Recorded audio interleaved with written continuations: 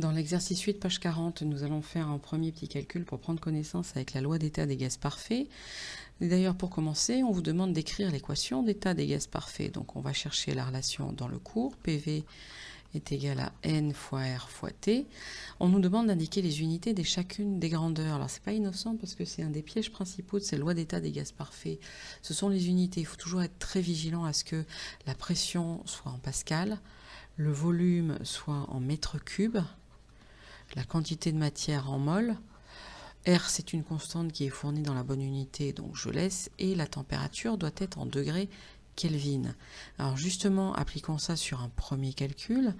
On nous demande de calculer la quantité de matière de diazote présente dans certains airbags. Donc je commence par exprimer cette quantité de matière en fonction des autres variables, à savoir donc PV sur RT. Et si je fais l'application numérique, je vais trouver une quantité de matière égale. Alors la pression 1,3 fois 10 puissance 5 pascal, je n'ai pas à changer. Le volume, par contre, est de 90 litres. Donc je sais par ailleurs qu'un litre est égal à 10-3 mètres cubes. Donc mes 90 litres se transforment en 90 fois 10 puissance moins 3 mètres cubes, que je divise par R qui m'est donné à 8,314, multiplié par une température qui est ici en degrés Celsius.